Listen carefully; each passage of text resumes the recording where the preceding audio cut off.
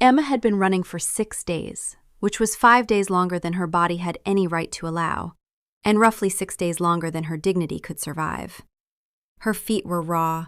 Her tunic was a wet rag plastered to ribs she could count, and she was running, voluntarily, with full knowledge of where she was headed, toward the one place in the known world where everything with a pulse was considered a beverage.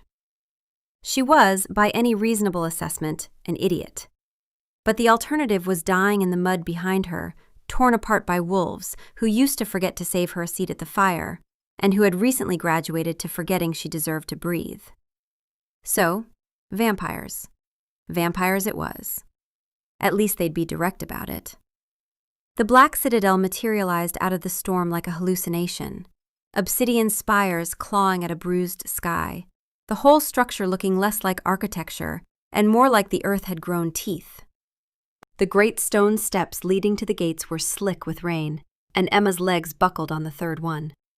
She crawled the rest, her palms scraping raw on unforgiving rock, which was, she reflected with the grim clarity of a woman who had absolutely nothing left, a fitting way to arrive at the doorstep of the damned.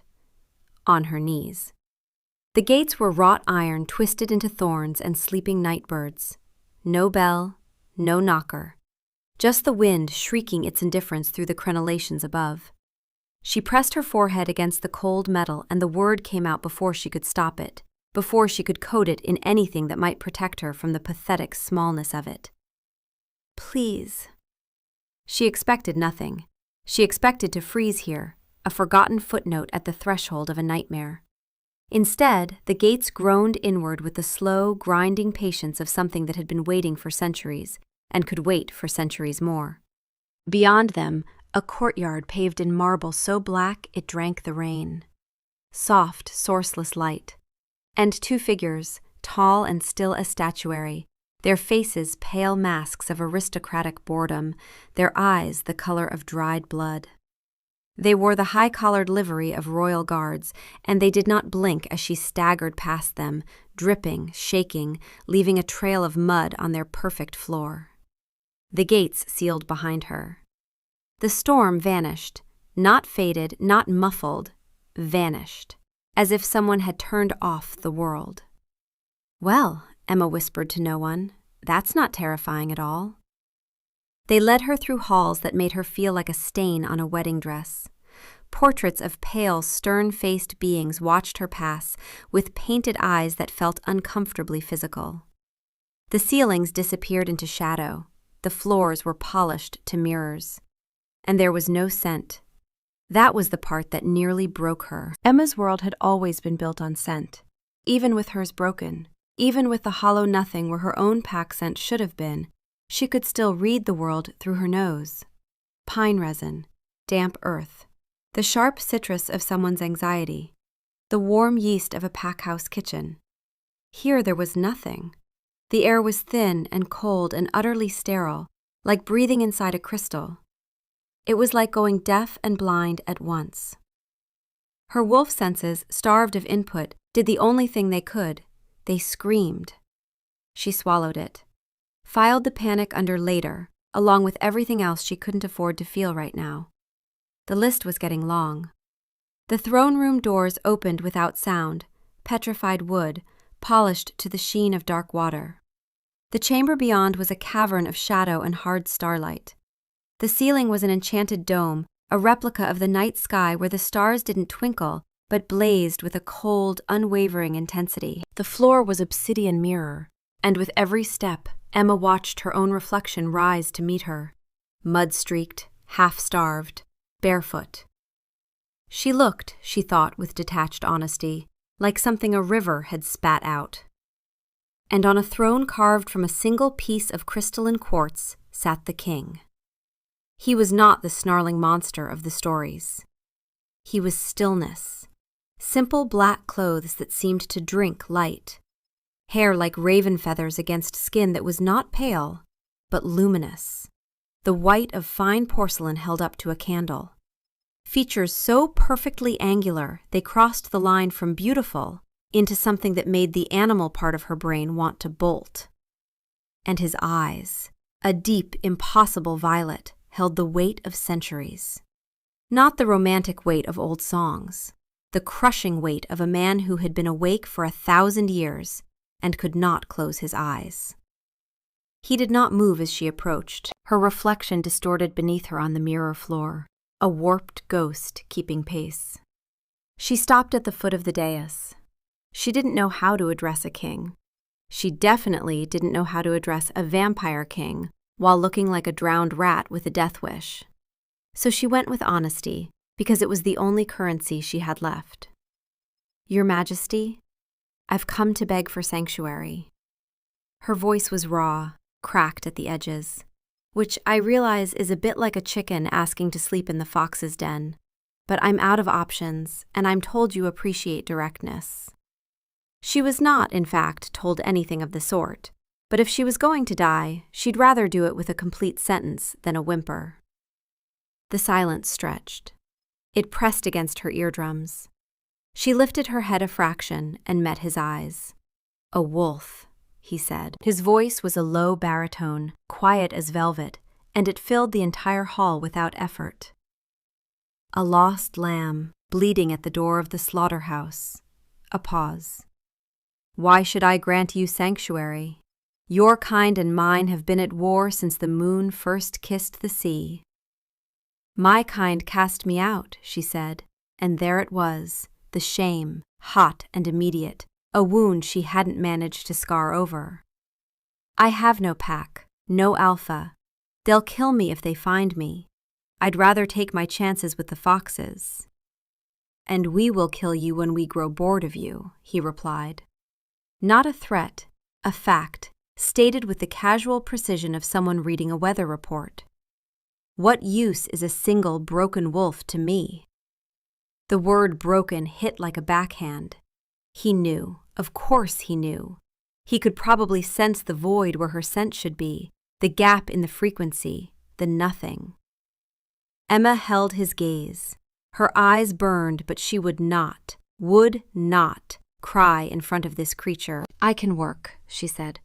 "I can scrub your very dramatic floors. I can serve. And I'm told I'm excellent company at parties on account of no one ever notices I'm there." The words came out with a sharpness she hadn't planned, a blade of self-deprecation that she used before anyone else could use the truth against her. "I just want to live. That's the whole pitch." King Cassian leaned forward. His violet eyes narrowed, and something unreadable moved through them. Not pity, not amusement. Something closer to recognition. He was silent for so long that Emma became convinced this was how vampires said no. They just waited until you died of old age. Then the corner of his mouth moved. The left side. It was not a smile of warmth. It was the expression of a man who had just found the answer to a question no one knew he'd been asking. "Very well," he said. "Sanctuary is granted." The relief hit her like a wall of water. She swayed, bit down hard on the inside of her cheek to keep from making a sound. She had her life. But as she looked up at that beautiful, terrible face, at that knowing half-smile, a needle of cold certainty slid between her ribs. He had said yes too easily. Whatever she was to him, it wasn't a scrubbing girl with a mop. She'd find out what it was. But she had a sinking feeling that by the time she did, it would be far too late to renegotiate. The chambers they gave her were obscene. Not a cell, a suite of rooms high in one of the spires, with a stone balcony overlooking a 1,000-foot drop. Silk sheets, a fire burning with strange blue flame that gave off no smoke. Clothes in her size, dark wool gowns, linen shifts, leather slippers that made her raw feet want to weep with gratitude. The vampire servant who showed her in was an older female named Marin, silver-haired, granite-eyed, with the economy of movement that suggested she had been doing this exact job since before Emma's grandparents were born. "You are not to leave these chambers without permission," Marin said, her voice like rustling parchment. "Food and water will be brought. The king will summon you when he has need of you." "Need of me for what?" Emma asked. Marin looked at her the way one might look at a puppy who'd asked about astrophysics. The king's needs are his own. And then she was gone, dissolving into the corridor shadows as if she'd never existed. Emma stood in the center of the vast bedroom, alone and warm for the first time in 6 days, and said aloud to the empty room, "Cool. Love the communication style. Very healthy."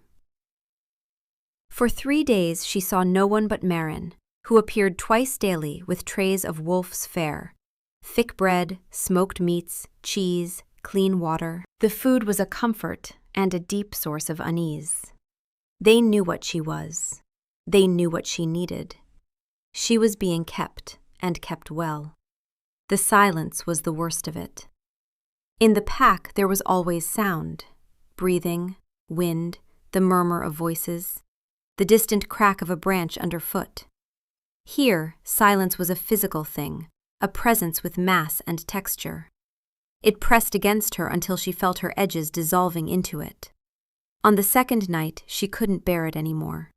She stepped onto the narrow stone balcony, into the thin mountain air and the howling wind, and she let the shift take her. It hurt. It always hurt, no matter what anyone said. Bones reshaping, muscles unknitting and reknitting. A fire that started in her sternum and radiated outward until her whole body was a white-hot line of pain. And then it broke, and she was through, and the world snapped into focus with a clarity that made her human senses feel like looking through frosted glass. She stood on the balcony in wolf form, gray-furred and lean from the days of running, the wind cutting through her coat and carrying nothing. No scent. Even as a wolf, in a form built for reading the world through her nose, the citadel gave her nothing. Stone, cold, air so clean it was empty. But her body was hers again.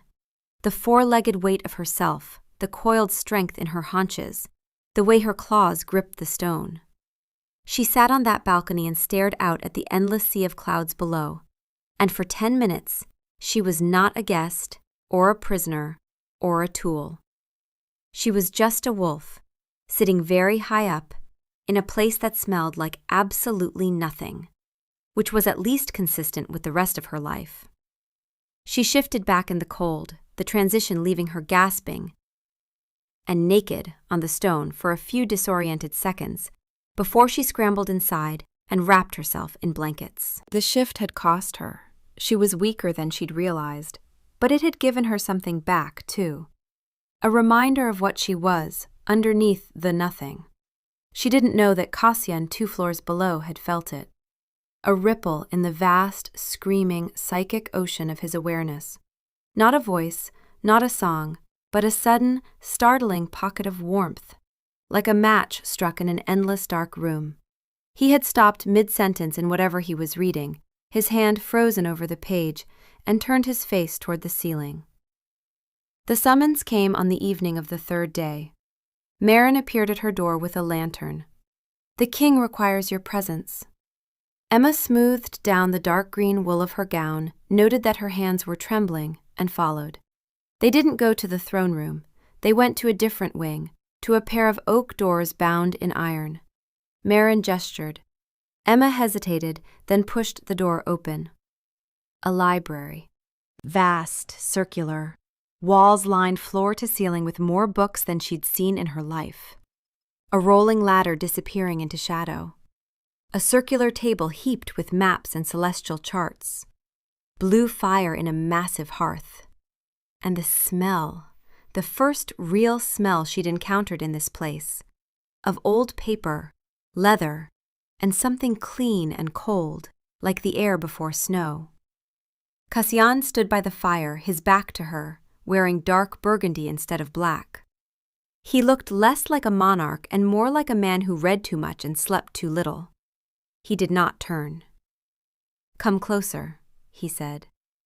She obeyed, stopping a few feet behind him. He stared into the flames with the focused intensity of someone trying to solve a problem the fire wasn't cooperating with. "Are you recovering?" he asked. "Yes, Your Majesty, thank you." "There is no need for thanks." A strange, dry note. "You are here for a purpose."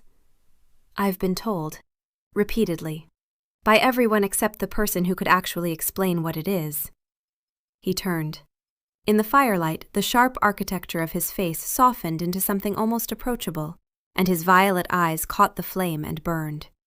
He studied her, and she had the disquieting sensation of being read like one of his manuscripts. "Your pack cast you out because of your scent," he said, "or rather, your lack of one. You are a null, a void." "A flaw," she said flatly. "A curse? A factory defect? Pick your metaphor, I've heard them all." "A flaw," he mused, and took a slow step toward her. She braced for a blow, a bite, whatever came next, but he stopped, just out of arm's reach, and tilted his head. "Perhaps. Or perhaps it is a unique and valuable quality. All depends on one's perspective. In my experience, the perspective of the person calling you a void doesn't tend to improve the situation." Something flickered in his expression. Not quite amusement, but an acknowledgement that she had said something he hadn't expected. He was, she realized, accustomed to people who spoke to him in the careful, hollow language of fear. Her sharp honesty was a novelty. She wasn't sure if that was good or dangerous. He raised a hand. She flinched, squeezed her eyes shut. But nothing came. She felt only the subtle displacement of air as his fingers hovered near her face. Close enough to feel, not close enough to touch. She opened her eyes. He wasn't looking at her. He was looking at the space between his hand and her skin, as if reading something written there in invisible ink. Then he closed his eyes and inhaled. Slowly, deeply, the way someone might breathe after being under water for too long. A shudder ran through him.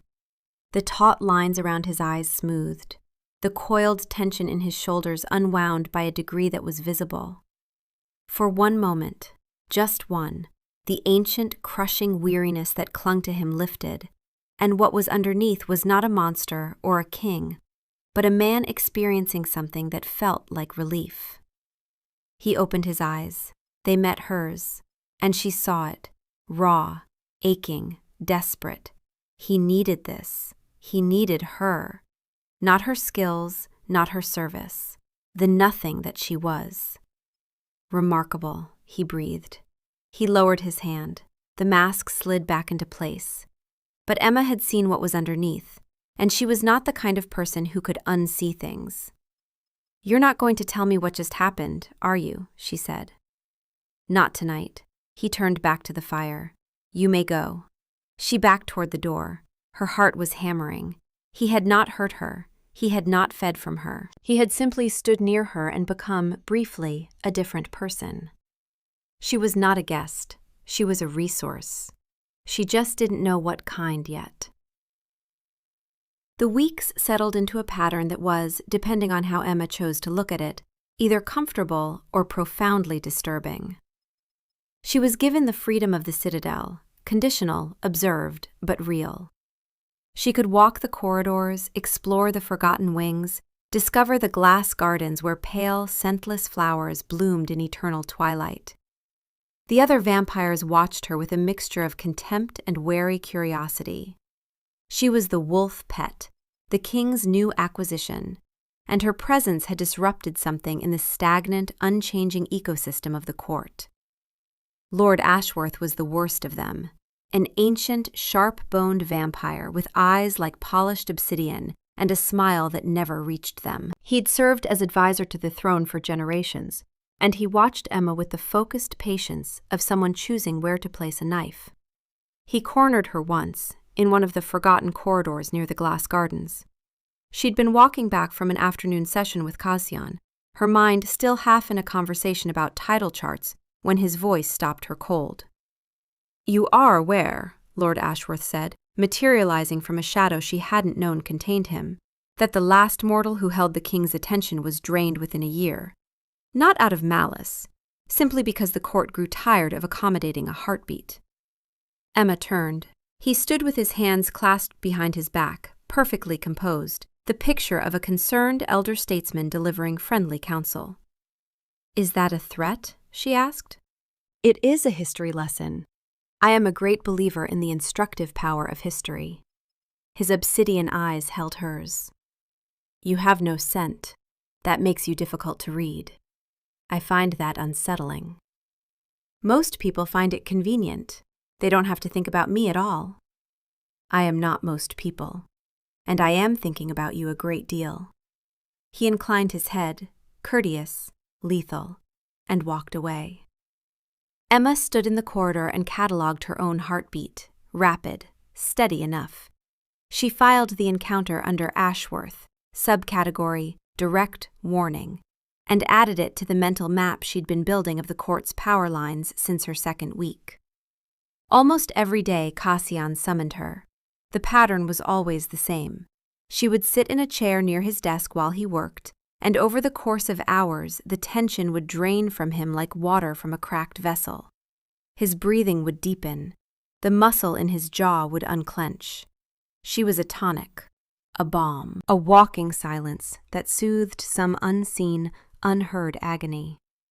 But each session was different, because Emma was not the kind of person who could sit quietly in a room and not have opinions about it. You have 700 years of correspondence with someone named Aldrich, she observed one afternoon, eyeing a shelf of bound letters. Either that's a very slow pen pal or a very long grudge. Both, Cassian said, without looking up from his work. And then, so quietly she almost missed it. He owed me a horse. She stared at him. He did not elaborate. She filed it away as evidence that Cassian might, against all available data, have a sense of humor buried somewhere under 1,000 years of performance. On another afternoon, while he annotated a legal document with a focus that suggested the fate of empires rested on its margins, she asked, "Do you eat?" "Not in the way you mean." That wasn't an answer. He set down his pen. "Blood, infrequently. I am old enough to require very little.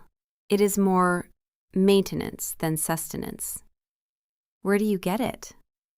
"Willing donors among the court. It is a formal arrangement, ancient and consensual." "Is this the conversation you wish to be having?" "I'm having it, aren't I? I'd rather know the rules of the house I'm living in than guess at them and be wrong."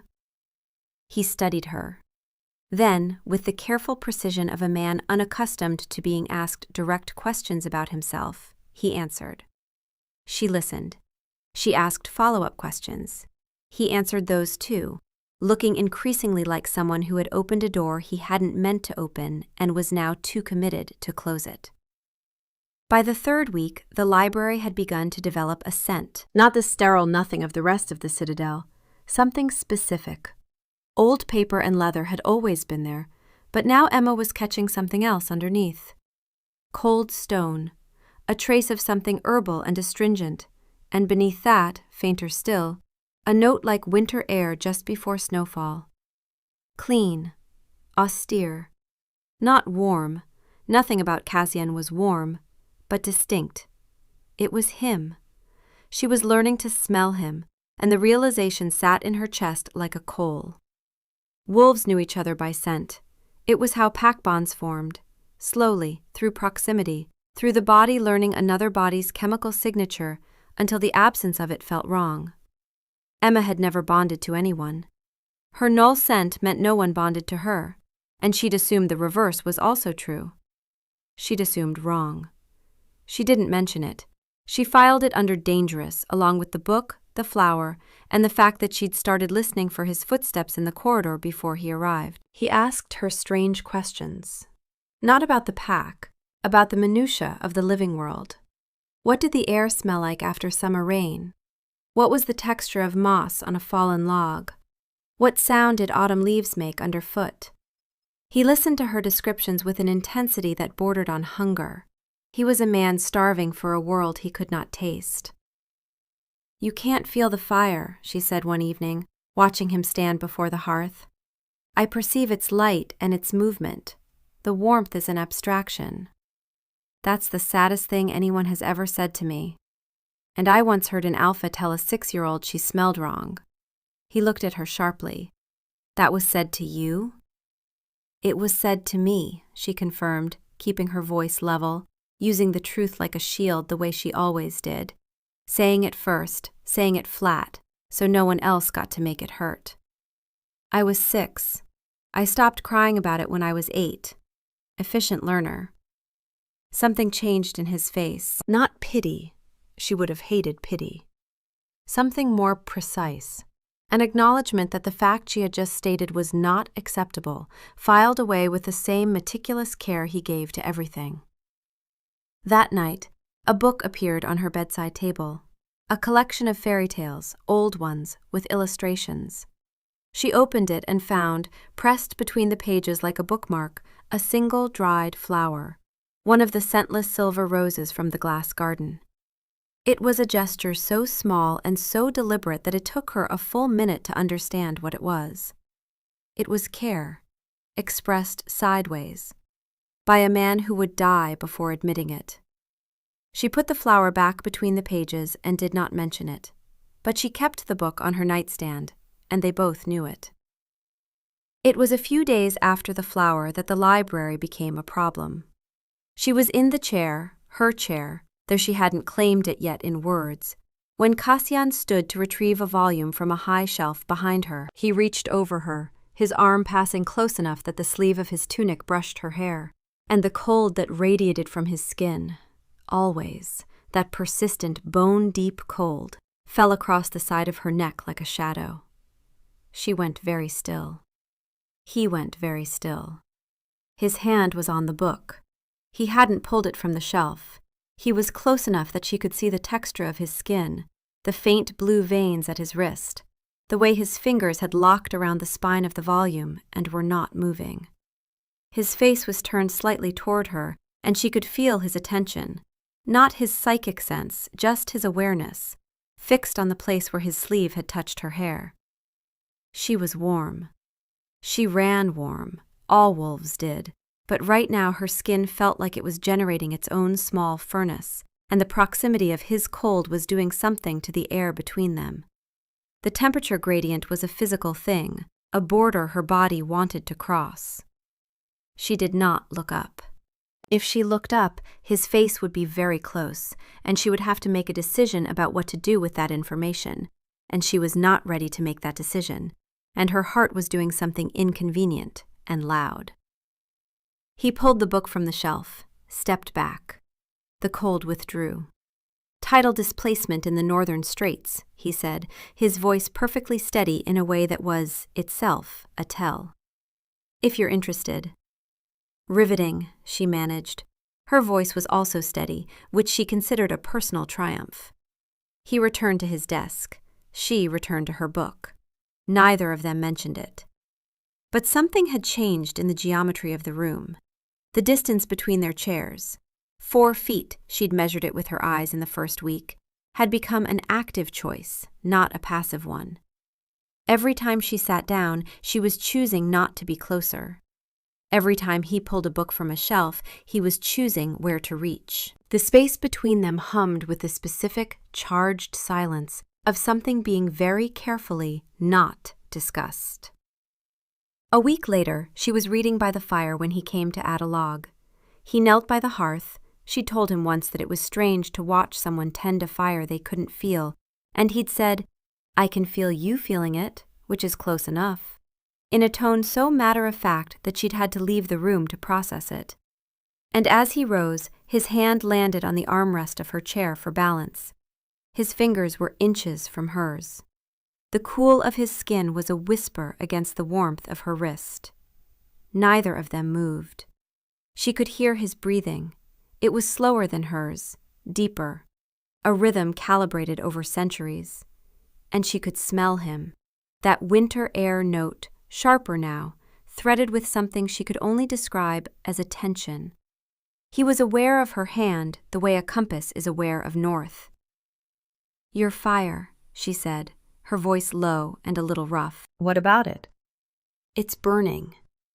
He looked at the hearth. The log had caught. He looked at his hand on the armrest. He removed it slowly, and the absence of his cool against her skin was, absurdly, the loudest thing in the room. "So it is," he said, and returned to his desk with the careful, measured steps of a man who was holding something fragile inside himself and could not afford to move quickly. Emma stared at her book for 20 minutes without reading a single word. Emma's role in the castle solidified, and she discovered something unexpected. She was useful. Not in the way Cassian had intended, not just as a living mute button for his psychic torment. She was useful because she could see things he couldn't. Cassian's gift, the one that tortured him, made him a receiver for every whisper of ambition, every flicker of deceit in his court. But the volume was so loud that the signal was lost in noise. He knew everyone was scheming. He couldn't always distinguish the schemes. Emma had spent her entire life reading rooms where no one noticed her. She'd had 20 years of practice watching pack dynamics from the outside, invisible, cataloging who deferred to whom, who flinched when the alpha spoke, who smiled with their mouth but not their eyes. It was the only skill her invisibility had ever given her, and in a court of immortal predators playing thousand-year political games, it turned out to be devastatingly effective. "Ashworth's faction is larger than you think," she told Cassian one morning over the maps table. "It's not just the old families. He's been talking to Captain Drev. I've seen them in the South Corridor 3 times this week, and Drev doesn't go to the South Corridor for any reason I can find." Cassian looked up from his charts. His violet eyes were unreadable, but his hand, which had been turning a page, had gone very still. "You noticed this." "I notice things. It's what happens when no one notices you. You get very good at noticing them." He held her gaze for a long moment. Then, "Tell me more." She did. And for the first time in her life, the thing that had made her invisible made her indispensable. The true test came during the blood moon, when vampiric instincts ran high and the citadel thrummed with a dangerous, restless energy. Courtiers moved faster, sharper. Eyes burned brighter. The ancient hunger, usually managed with the cool discipline of centuries, pressed against its chains. Cassian summoned her to his private chambers, a stark, Spartan room with a large bed and a single window, the blood-red moon hanging outside like a wound in the sky. He was standing by the window, hands clenched at his sides, trembling. The calm her presence usually brought wasn't working. The psychic noise of an entire court losing its careful control was battering against his mind. "You should not be here," he said, his voice a strained growl. "It is not safe." "You sent for me." "A mistake." His shoulders hunched. "The noise is louder tonight, and the thirst." He stopped. The word hung in the air between them. Emma assessed the situation with the clinical clarity she'd learned to deploy when everything inside her was screaming. He was dangerous. His eyes, when he turned, were no longer violet but a deep, burning red, and his fangs were slightly extended. He was the monster from the children's stories, fully manifest, fighting himself with every ounce of 1,000 years of will. The smart thing to do was leave, the survival thing. She sat down in the chair by his desk. "What are you doing?" he managed, the words ground out between clenched teeth. "Sitting, in your chair, which I have done every day for weeks. This is not new. This is different." "You will not hurt me," she said. She was terrified. Her heart was a war drum, but she said it flat, factual, daring him to prove her wrong. "You cannot know that." "I know you," she said, and the words surprised her because they were true. She knew the man who left books on her nightstand, who asked about the smell of rain, who had a 700-year grudge about a horse. She knew him, and the knowing was the most dangerous thing she'd ever done. He took a ragged step toward her. Another. He was shaking. The red in his eyes was a wildfire. And then Emma did the second bravest thing she'd ever done. The first was crawling to his gate. This one was harder. She stood, closed the distance between them, and shifted. The pain ripped through her. Bones, muscles, every cell rewriting itself in a white-hot blaze. She gasped into it, let it take her, and came out the other side on 4 legs, gray-furred and solid and very much alive, standing in a pile of shredded wool that had been a perfectly good dress. The wolf looked up at the vampire king with amber eyes. Cassian stared. The red was still in his eyes, but it had stopped advancing. His whole body was frozen, not with hunger, but with shock. A wolf.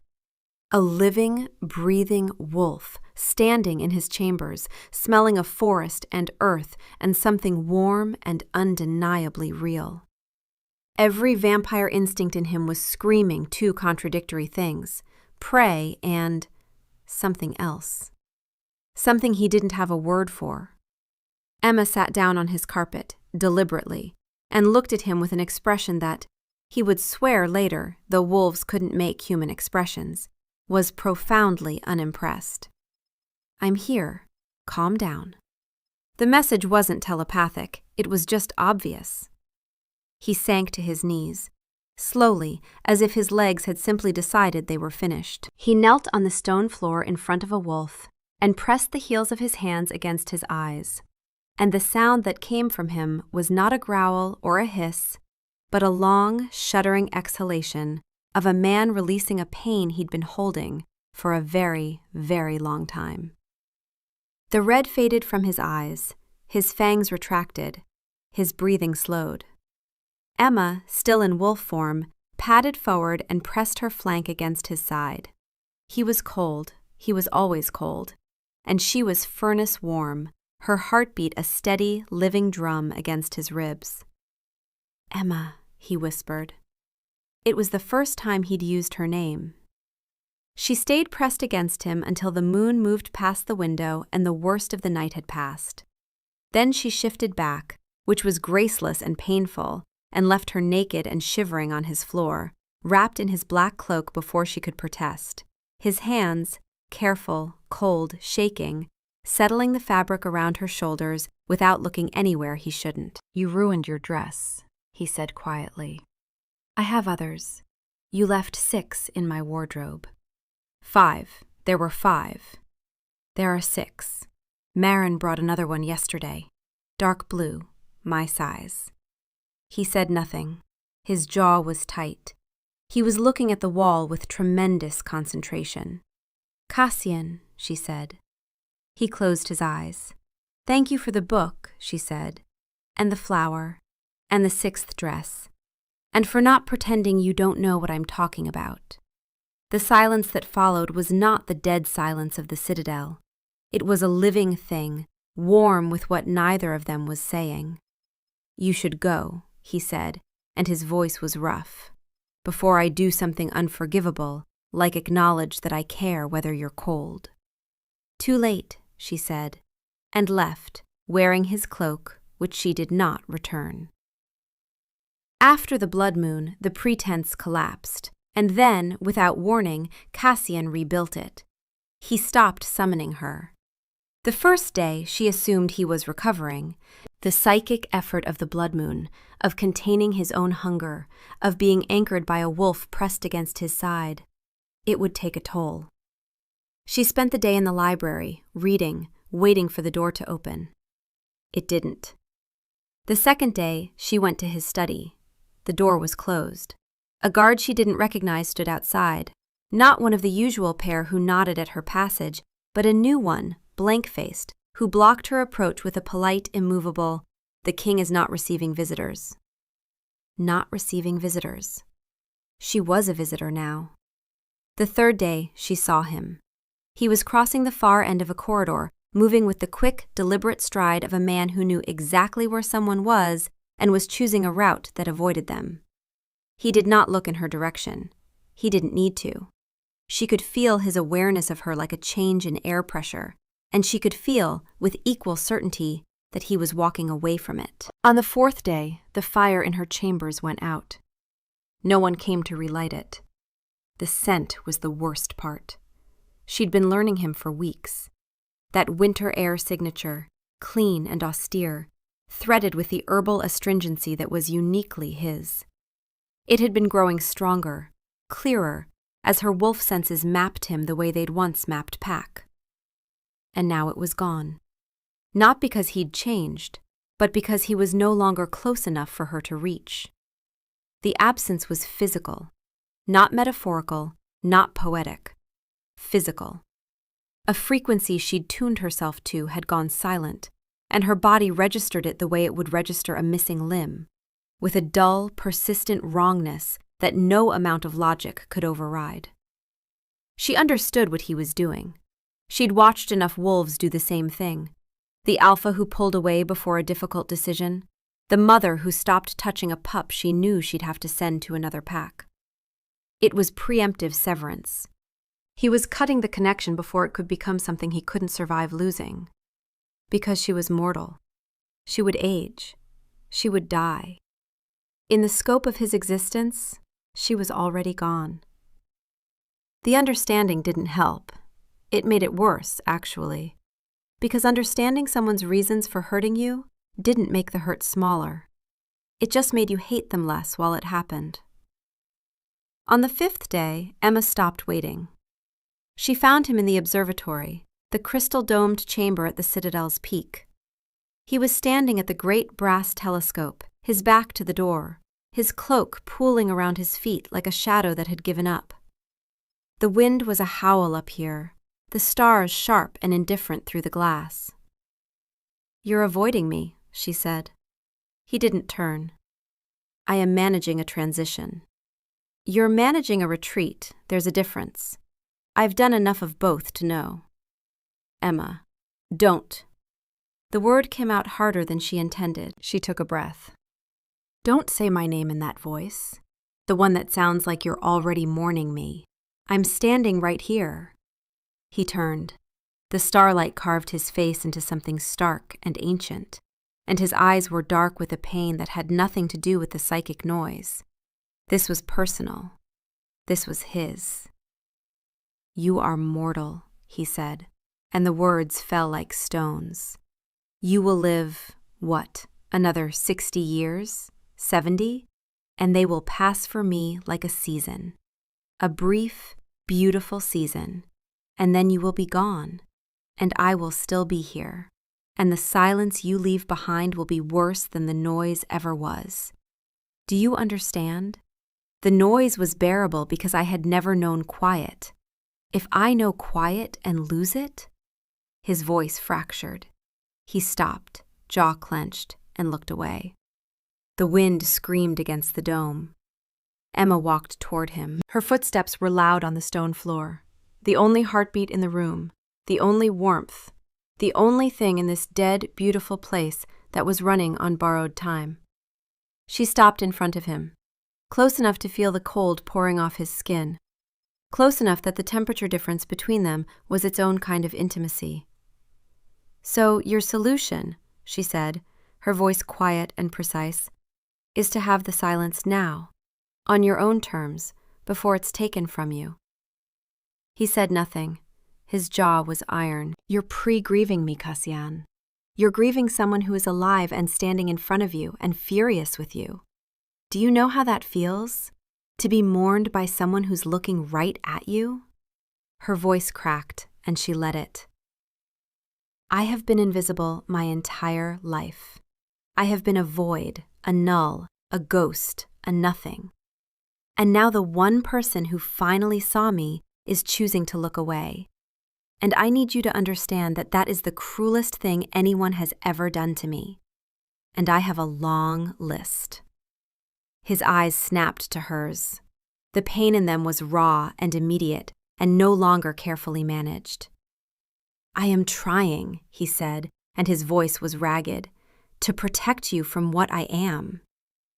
"No, you're trying to protect yourself from what I make you feel.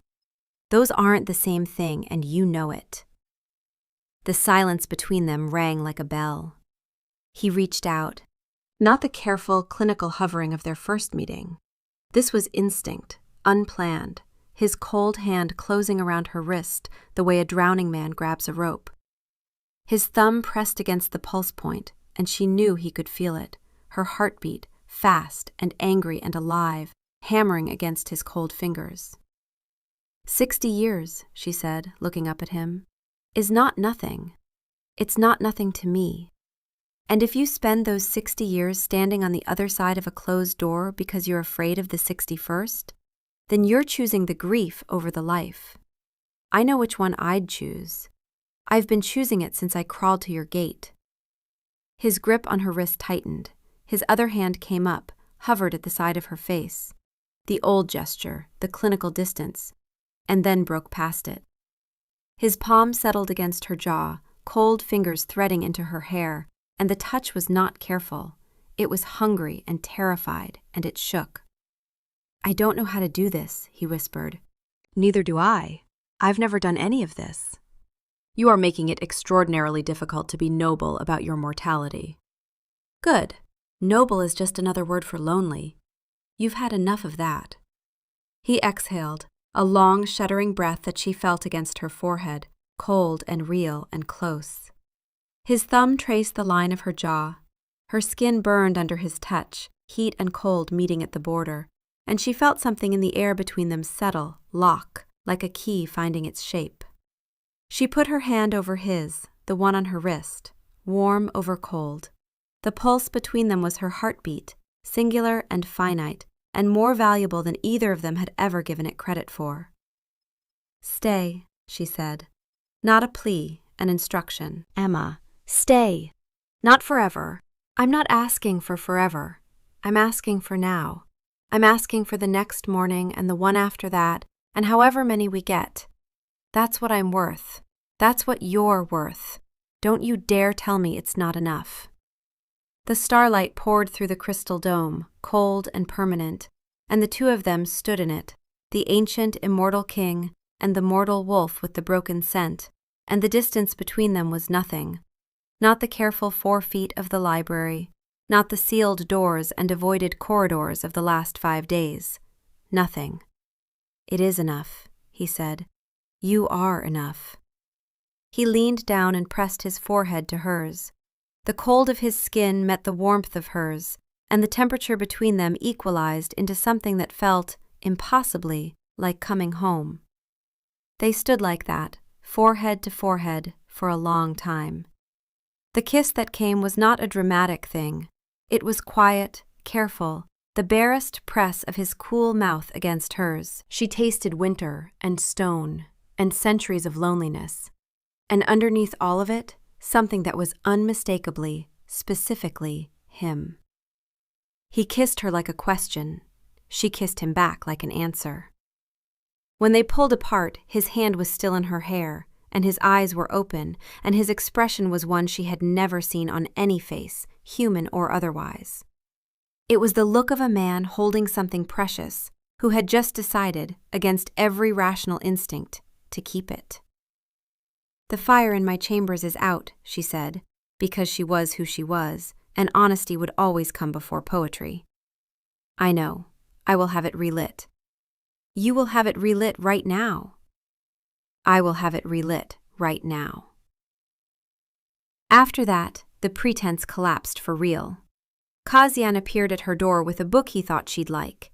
He found her in the glass gardens and walked with her, his hand resting at the small of her back, in a gesture so natural she almost didn't notice the first time.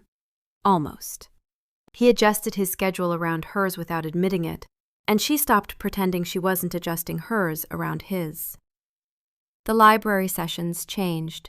The 4-foot distance between chairs shrank to 2, then to 1, then to a single shared settee by the fire where she read with her feet tucked under her and his arm along the back of the cushion, not touching her, but close enough that the cold of his sleeve was a constant, deliberate presence against the warmth of her shoulder.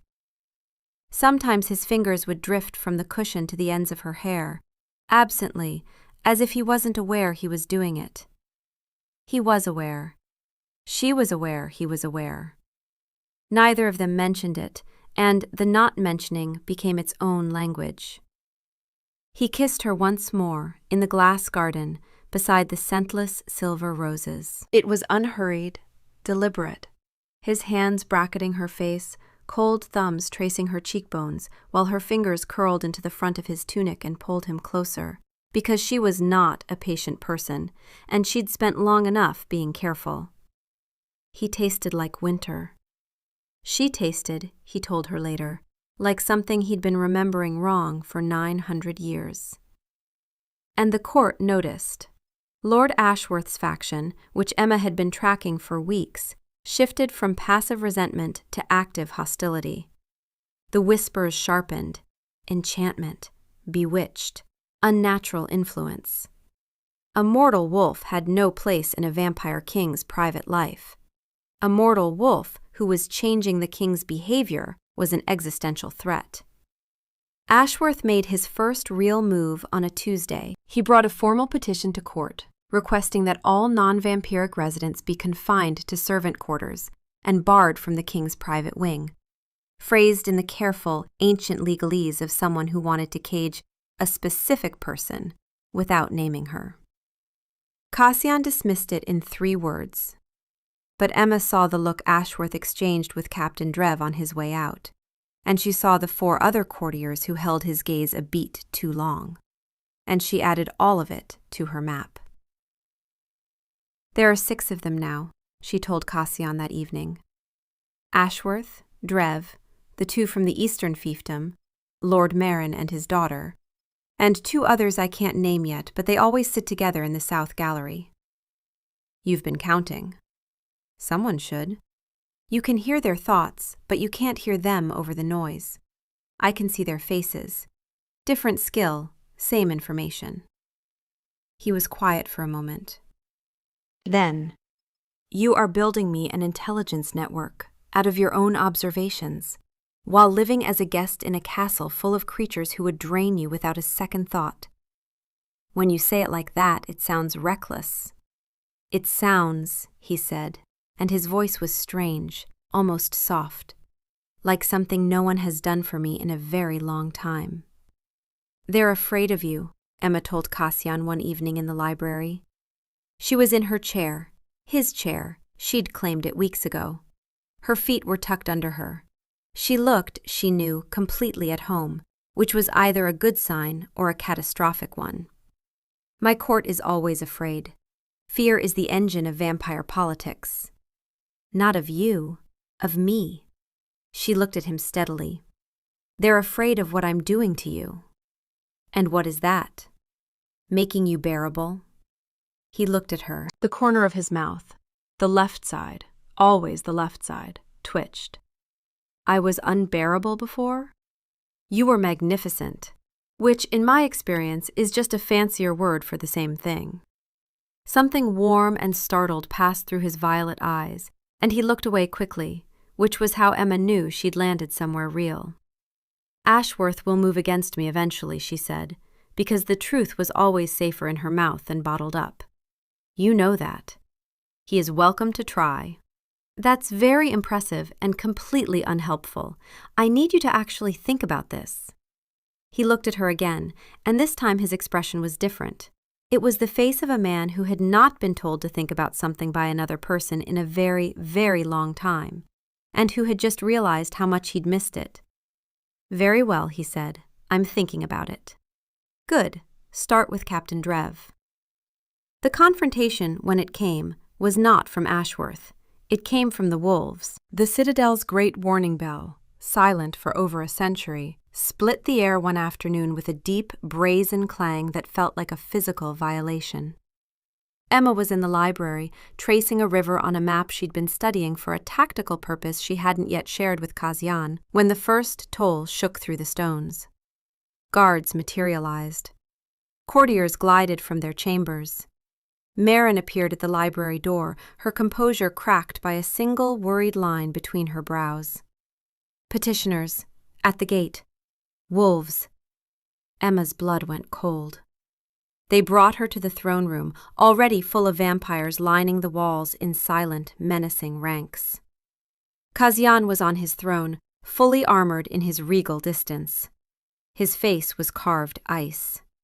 His eyes found hers for one brief moment, a storm of fury and something that might have been fear, not for himself, but for her. The great doors opened. 3 figures marched in under heavy guard. Wolves. The one in the center was massive, iron-gray hair, golden eyes burning with fierce authority, scars mapping his face. Garrett, alpha of the Moonridge Pack. The man who had looked at her with weary disgust and let her go, the way you let a broken thing fall from your hand. His gaze swept the room, dismissive of every vampire present, until it found her. "So," he said, his voice a gravelly boom, "the little ghost found a new master." "You are a long way from your woods," Cassian said, dangerously soft. "Why should I hear you?" "We've come to collect what is ours. She's of our pack, a stray. Her presence here is an insult." Lord Ashworth stepped forward with smooth, practiced timing. "The creature begged for sanctuary. She belongs to the crown now." "I belong to no one," Emma said. Every eye turned to her. The silence was absolute. She felt the weight of it, centuries of protocol, of women who did not speak in throne rooms, of wolves who did not challenge alphas. She felt it, and she spoke through it. She stepped forward, out from behind the throne, out from behind Cassian's shadow, and stood where everyone could see her. "You didn't come to collect me, Garrett," she said, her voice carrying in the stillness with a clarity that surprised even her. "You came to clean up a loose end. You let me go because I was nothing to you. I was less than nothing. I was an embarrassment.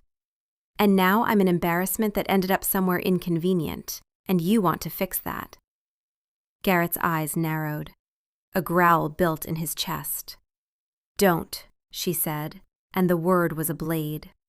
"I've listened to that growl my whole life. It doesn't work on me anymore. You know why?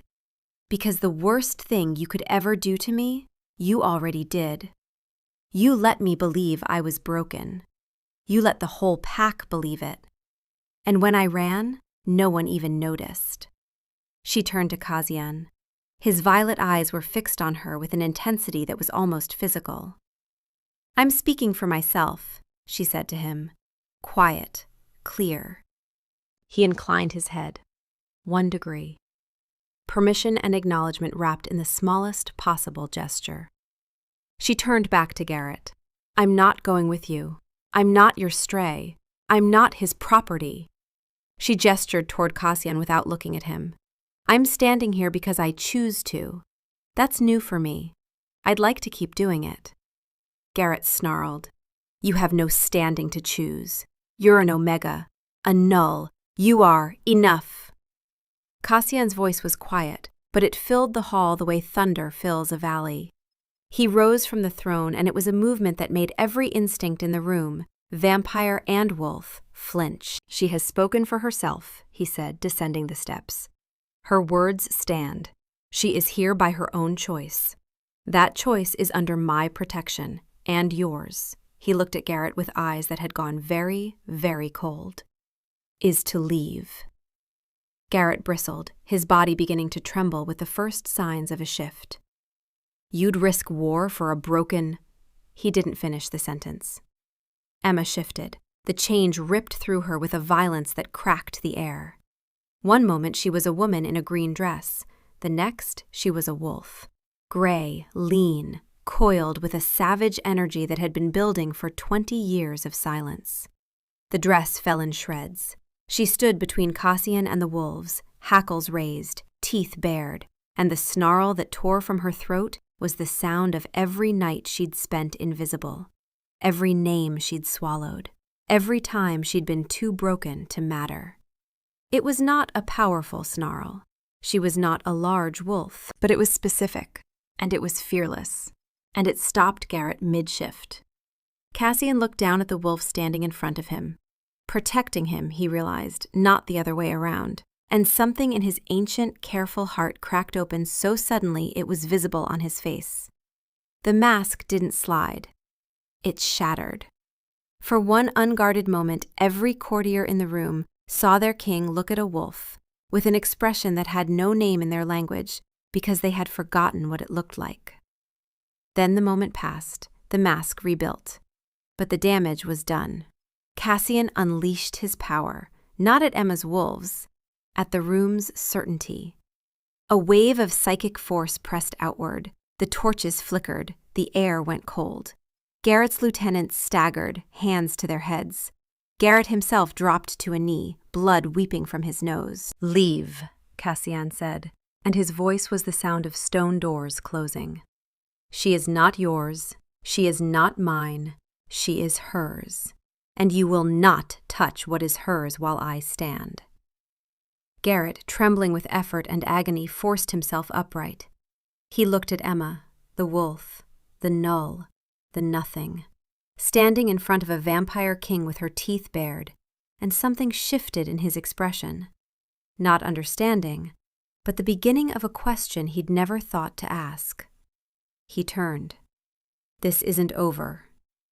"It is," Cassian said softly. The doors closed, the psychic pressure vanished. Cassian swayed, ashen, a hand to his temple. Emma shifted back, graceless, gasping, shivering, and Marin was there instantly with a cloak, wrapping her before the court could gawk.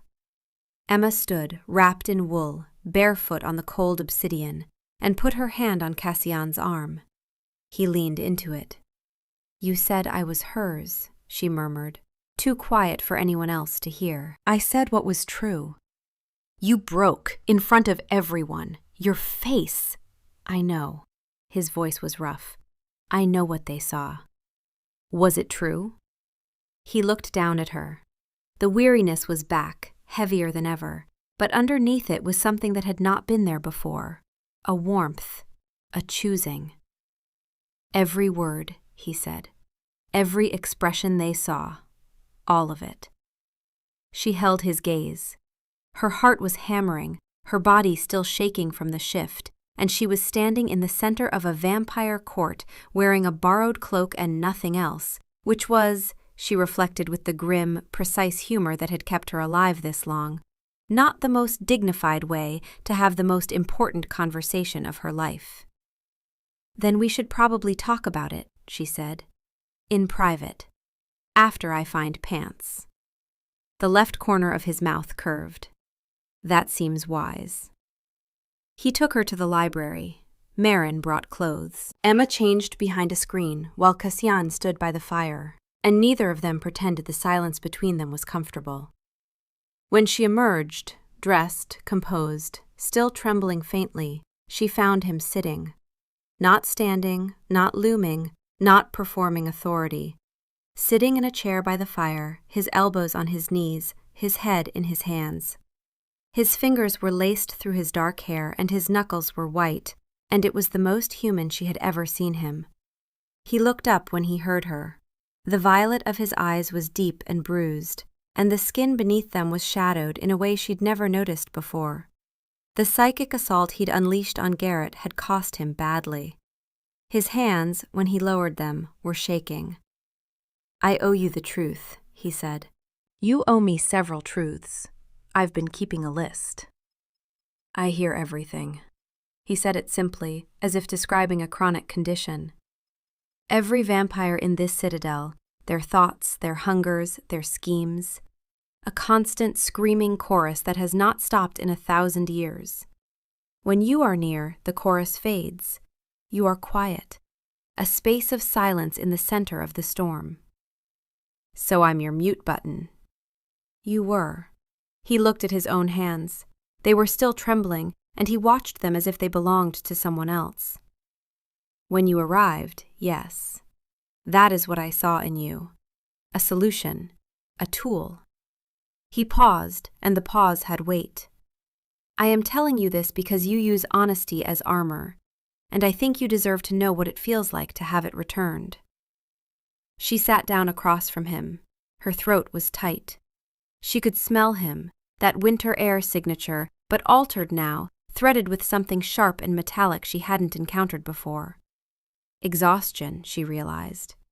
Or pain. Her wolf senses were reading him, the way they'd once read pack members. And the information was arriving whether she wanted it or not. He is hurt. He is depleted. He is not safe to be alone. She stayed. "You were a void to me," he continued.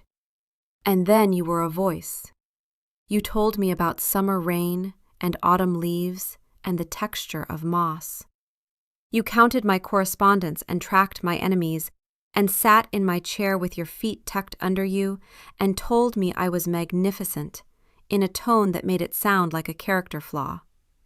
It is a character flaw. Perhaps. His half smile, but it faltered. The mask was trying to reassemble and failing. She watched it happen, watched him reach for the regal distance that had protected him for 1,000 years, and find it wasn't there.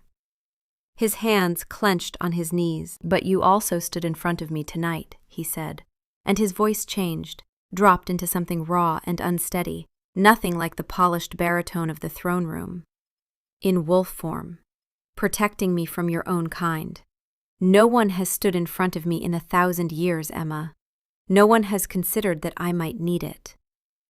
"You looked at me," she said, and her voice cracked just slightly at the seam. "In the throne room, when I shifted, everyone saw your face." "Yes." "What was that?" He didn't answer immediately. He stood, turned to the fire, and braced one hand on the mantelpiece. The trembling in his fingers was worse. He gripped the stone until the shaking stopped, and the effort of that, of controlling the one thing he could still control, was visible in every line of his body. "I have not," he said to the fire, "felt anything unplanned in centuries. Every response I have is curated. Every expression is a calculation. I have had to be this way, because the alternative, feeling openly, reacting without control, would mean drowning in the noise. Do you understand? I am not cold because I choose to be. I am cold because warmth would destroy me." He turned. His eyes were bright and too open, and they looked, for the first time, afraid. "And then you shifted, and you stood there, this small, gray, furious wolf, baring her teeth at the creatures who had raised her, and I felt—" He stopped. His jaw worked. He tried again. "I felt something I had not prepared a response for. I had no mask for it. The court saw because there was nothing to see through. For the first time in 1,000 years, my face showed exactly what was happening inside me, and I could not stop it." The fire crackled. Emma's chest ached with a pressure that had nothing to do with breathing. "What was happening inside you?" she asked, barely above a whisper. He crossed the room, not with the predatory grace she was used to. He moved like a man who had forgotten to be careful. He stopped in front of her chair and knelt, slowly, deliberately. A king on his knees for the second time that night, and this time there was no blood moon to blame. He took her hand. His fingers were cool, hers warm. The contact sent a shock through both of them, and neither pulled away. "It was the moment I understood," he said, looking up at her, "that you are not my silence. You are the only thing I have wanted to hear in 1,000 years." Her breath caught. She felt the sting behind her eyes, and she let it come, because if he was going to kneel on a stone floor and say something that honest, the least she could do was not hide behind her own armor. "That's—" her voice broke. She tried again. "That's better than the mute button thing." He laughed. It was soft, startled, rusty, a sound that had not been used in a very long time, pulled out of him against his will. It changed his whole face. The weariness was still there, but for the first time it wasn't the only thing. "I have lived for 1,000 years," he said, "and in that time I have accumulated power, knowledge, territory, and a court full of creatures who fear me exactly the right amount. I have not, in all that time, had a single person look at me and say, 'Calm down,' with the sheer force of will you brought to that blood moon night. I have not had someone steal my cloak and refuse to return it. I have not had someone tell me to think about something in a tone that suggested I hadn't been. You are the first new thing that has happened to me in centuries, and I find that I am—" He stopped. His jaw worked. "Terrified," she finished for him. "Yes." "Good. That makes 2 of us." She squeezed his hand. He squeezed back, and neither of them let go. He was still kneeling, and she could smell him clearly now. Winter air, old paper, that new sharp note of exhaustion. And underneath it all, something she hadn't noticed until this exact moment. A warmth. Faint, barely there. Like the first thaw at the end of a long winter. So subtle you'd miss it if you weren't paying attention. But she was always paying attention. And what her wolf senses were telling her, with the quiet certainty of something that had already decided, was that this was hers. He was hers. Not in the possessive, territorial way of pack bonds. Something different. Something that had been built out of library hours and stolen cloaks and the 6-year-old story she'd told him like it was nothing, because she'd learned to make everything nothing. He had heard it, and he had not let it be nothing. That was the bond. Not a bite, not a mark. Just a man who refused to let the truth about her be small. "I'm not your sanctuary anymore," she said. "And you're not mine. I don't need one. I need a place to stand, and a person who lets me stand there." "You have both," he said, "for as long as you want them." She looked at him, the beautiful, ancient, impossible creature who had saved her life. For selfish reasons, and then, without planning to, without wanting to, had begun to care about her for real ones. Who left flowers in books and counted the dresses in her wardrobe and laughed like a man remembering how. "I want them," she said. "I'm choosing this. I need you to hear that because nobody has ever asked me to choose before, and I'd like the first time to count." He lifted her hand and pressed his lips to her knuckles. His mouth was cool. The gesture was old-fashioned, deliberate, and absolutely sincere. And when he lowered her hand, he didn't let go. He stayed there, on his knees, holding her hand like something he'd been given that he didn't quite trust himself to keep. "It counts," he said. She reached out with her free hand and touched his face. His cheek was cool under her fingers, smooth as stone, and she felt the faintest tremor run through him. Not from cold, not from hunger. From the simple, devastating fact of being touched gently by someone who meant it. "It counts," she repeated, quieter. He turned his face into her palm, pressing his mouth against the center of it. Not a kiss, not quite. Something more private than that.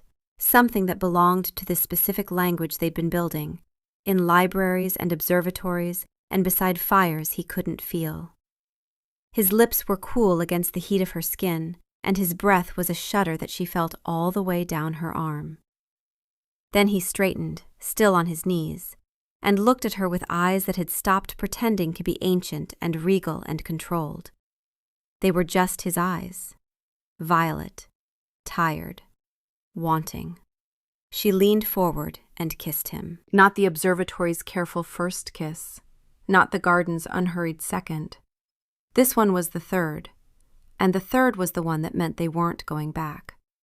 She kissed him with her hands on his jaw and his cold skin warming under her fingers, and the taste of winter and confession on his mouth.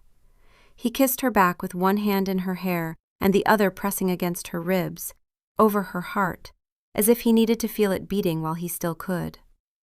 They broke apart breathing hard, her breathing hard, his breathing at all, which was itself a concession his body only made for her. "The cloak," he said, his voice rough. "You still have it. I told you I wasn't giving it back. I know, I had another one made. The original is yours. That's the most romantic thing you've ever said to me, and you once compared me to the sound of the world he'd been remembering wrong for 900 years. That was objectively more romantic." It was, but the cloak is more you. He smiled, a real one.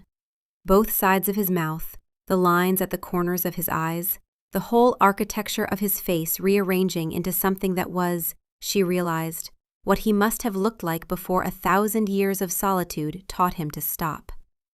They stayed like that for a long time, in the blue light of the fire, her hands on his face, his on her heart, and the silence between them was not the dead silence of the citadel, or the hollow silence of her missing scent. It was the kind of silence that only exists between two people who have said the hardest things and are resting in the warm, stunned aftermath.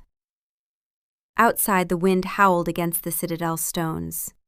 Inside, two people who had been alone for a very long time held on to each other and did not pretend it was anything less than what it was.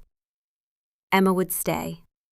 Not as a ghost, not as a tool, not as a void. As the woman who saw what no one else could see, who spoke the truth before it could be used against her, and who had walked into the house of the dead and found, against every reasonable expectation, something alive. And Kazian would keep the cloak on her chair, just in case.